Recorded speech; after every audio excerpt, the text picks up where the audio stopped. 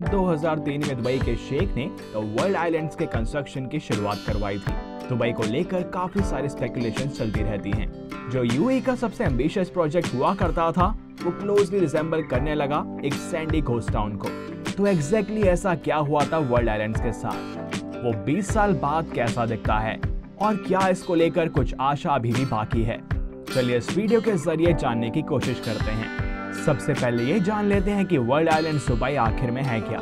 ये दुबई की कोस्ट से सिर्फ 2.5 माइल्स दूर पर्शियन गल्फ में सिचुएटेड है। द वर्ल्ड आइलैंड्स एक कलेक्शन है स्मॉलर आइलैंड्स का, जिसे डिजाइन किया गया था अर्थ के शेप का दिखाने के लिए।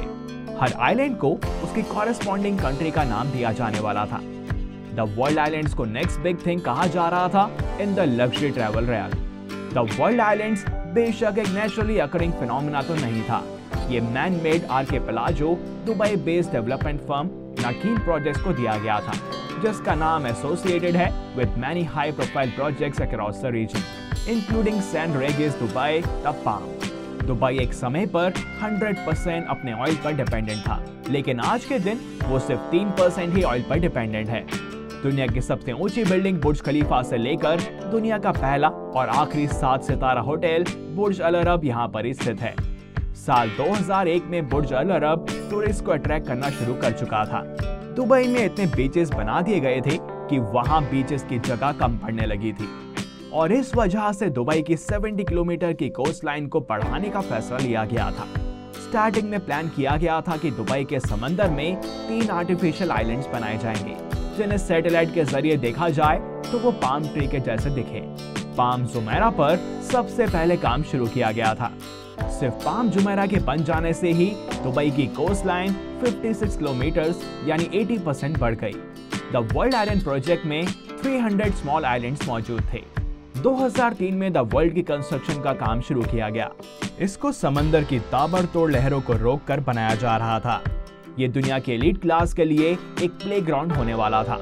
इंटरनेशनल एक्टर्स, बिजनेस टाइकून्स और रॉयल क्लास ने इसमें काफी ज्यादा इंटरेस्ट लिया था। वहीं कुछ अमीर लोगों ने पर्सनल यूज के लिए कुछ आइलैंड्स भी खरीद लिए थे। छोटे से छोटे आइलैंड की कीमत लगभग 112 करोड़ रुपए रखी गई थी। वहीं बड़े आइलैंड्स 375 करोड़ में सेल किए गए। कंस्ट्रक्शन कंप्लीट होने से पहले ही 2008 में 60% आइलैंड सेल हो चुके थे। आइलैंड्स का इतना महंगा होने का रीजन एक ये भी है कि इसको कंस्ट्रक्ट करना इतना आसान नहीं था। एक छोटा सा आइलैंड भी बनाना बहुत मुश्किल होता है, और यहाँ तो 300 आइलैंड्स बनाए जाने थे। इसको बनाने के लिए इतनी ज्यादा सैंड का यूज हुआ था कि उतने रेते से एक क्रिकेट स्टेडियम को टॉप टू बॉटम भरा जा सकता है। द वर्ल्ड आइलैंड्स में यूज होने वाले पत्थरों का वेट 5.5 लाख क्रेन इंजन्स के बराबर था। इस प्रोजेक्ट को 9 किलोमीटर लंबा और 6 किलोमीटर चौड़ा बनाया गया, जिसके लिए 14 अरब डॉलर खर्च करने पड़े। इतने में दुबई गवर्नमेंट 9 बुर्ज खलीफा या 14 बुर्ज अल अरब जैसे 7 स्टार होटल्स बनवा सकती थी। लेकिन दुबई के शेख सिर्फ वहीं की जमीन ही नहीं बल्कि समंदर से भी पैसा कमाना चाहते थे, और इसी वजह से शेख समंदर में जन्नत बनाना चाह रहे थे। इतना तामझाम करने के बावजूद भी 12 साल बाद भी आइलैंड वीरान पड़े हैं, मानो यहाँ भूतों के डर से कोई आता ही ना हो। इसकी फेलियर का पहला रीजन है इसका डिजाइन। सबको यही उम्मीद थी कि इस प्रोजेक्ट के डिजाइन को अर्थ के शेप के जैसा बनाया जाएगा, लेकिन हुआ कुछ और ही था। जब प्रोजेक्ट कंप्लीट हो गया था तो उसके बाद पता चला कि इसका डिजाइन अर्थ से काफी अलग है। ज्यादातर आइलैंड्स की शेप एक्चुअल कंट्रीज की शेप से काफी अलग थी, जिसकी वजह से इन्वेस्टर्स को काफी निराश होना पड़ा। ये तो सिर्फ डिजाइन की बात थी। द वर्ल्ड की मुसीबत यही खत्म नहीं हुई। 2008 में द वर्ल्ड का लॉन्च रखा गया, जिस समय दुबई के आसमानों को पटाखों यानी फायरवर्क से चमका दिया गया था। जितना पैसा इस लॉन्च इवेंट में खर्च हुआ था वो सब वेस्ट हो गया ग्लोबल फाइनेंशियल क्राइसिस की वजह से। द वर्ल्ड के 60% आइलैंड्स पहले ही बिक चुके थे, मगर क्राइसिस की वजह से उसके रेट्स बहुत ज्यादा गिर गए थे। फाइनेंशियल क्राइसिस की वजह से जिन इन्वेस्टर्स ने यहाँ पर आइलैंड्स लिए थे, उन्होंने भी यहाँ पर काम नहीं कराया। द वर्ल्ड आइलैंड्स की मुसीबत बस यहीं पर नहीं टलने वाली थी। अब आगे सुनिए क्या हुआ। खाली पड़े आइलैंड्स धीरे धीरे समंदर में धंसने लगे।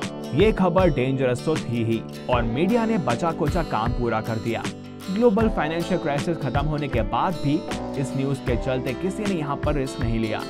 एक रिसर्च टीम ने जब आइलैंड एरोजन के लिए इन्वेस्टिगेशन रखी तो एक और चीज उभर कर सामने आई। वर्ल्ड आइलैंड की कंस्ट्रक्शन में यूज होने वाली सैंड को पर्शियन गल्फ के समंदर से सैंड ब्रेडिंग मशीन के जरिए निकालकर आइलैंड की साइड पर डंप करा जाता था। जिन शैलो वाटर्स में से सैंड निकाली गई थी वहां पानी का प्रेशर बढ़ गया और इस वजह से समंदर की वेव्स में भी कुछ चेंजेस आ गए।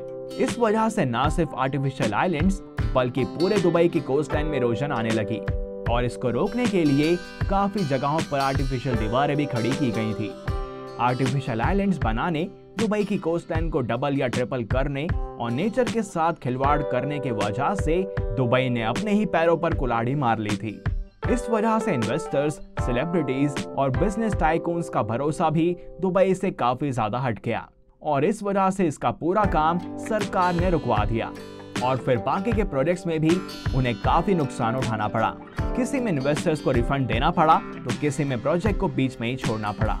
माना कि प्राइवेट आइलैंड का चार्म अपना ही होता है, लेकिन जो लग्जरीज वर्ल्ड आइलैंड्स पर है वो पाम जुमेरा में पहले ही लोग एंजॉय कर रहे हैं। पाम जुमेरा काफी कामयाब रहा था और काफी फेमस सेलेब्स वहां पर प्रॉपर्टीज ओन करते हैं।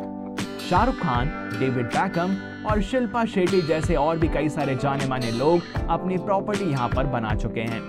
वर्ल्ड आइलैंड्स पर कुछ लोगों ने अपना मेंशन बनाया हुआ है। 300 में से कुछ आइलैंड्स जैसे कि लेबनन आइलैंड, यूरोप आइलैंड और F1 रेसर के नाम पर रखा गया माइकल शूमाकर आइलैंड की डेवलपमेंट की जा चुकी है। बाकी कुछ 291 आइलैंड्स अभी तक खाली ही पड़े हैं और धीरे धीरे समंदर में इरोड होते ही जा रहे हैं। दुबई के शेख अपनी गलती को जानते हैं और इस गलती को सुधारने में वो कुछ नए और अच्छे प्रोजेक्ट्स को बनवाने में लगे हैं। प्लान के अनुसार द वर्ल्ड के यूरोप आइलैंड्स को डेवलप किया जाएगा। स्वीडन आइलैंड में 10 पैलेसेस, जर्मनी आइलैंड में 32 विलास और टोटल 78 फ्लोटिंग स्वीट्स बनाए जाएंगे। इन फ्लोटिंग स्वीट्स में टूरिस्ट समंदर का एक बेहतरीन एक्सपीरियंस ले सकेंगे। टूरिस्ट अपने अंडर वाटर बेडरूम से मरीन लाइफ का लुत्फ भी उठा सकेंगे। ये बात क्लियर है कि दुबई एक ऐसी कंट्री है जो इन छोटे मोटे फेलियर से पीछे हटने वालों में से नहीं है। दुबई के फ्यूचर प्रोजेक्ट्स में दुनिया का सबसे पहला डायनेमिक टावर भी है जिसका फ्लोर रोटेट हुआ करेगा और इससे लोग दुबई का 360 डिग्री नजारा ले पाएंगे।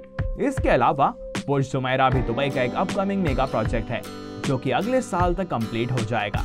इसका design Arabian desert sand dunes और फ्लोइंग ओएसिस से इंस्पायर्ड है जो कि इसकी खूबसूरती पर 4 चांद लगा देंगे। इसमें ऑब्जर्वेशन डेक्स भी होने वाले हैं जहां से दुबई के अमेजिंग लैंडस्केप्स को देखा जा सकेगा। इस वीडियो में बस इतना ही। आपको वर्ल्ड आइलैंड्स के बारे में ये सब जानकर कैसा लगा हमें कमेंट सेक्शन में जरूर बताएं और अगर आपको ये वीडियो पसंद आई हो तो इसे लाइक करें और ज्यादा से ज्यादा शेयर करें। साथ ही चैनल को सब्सक्राइब और बेल आइकन को प्रेस करना ना भूलें। मिलते हैं आपसे अगली वीडियो में और भी इंटरेस्टिंग कंटेंट के साथ। Till then, good bye.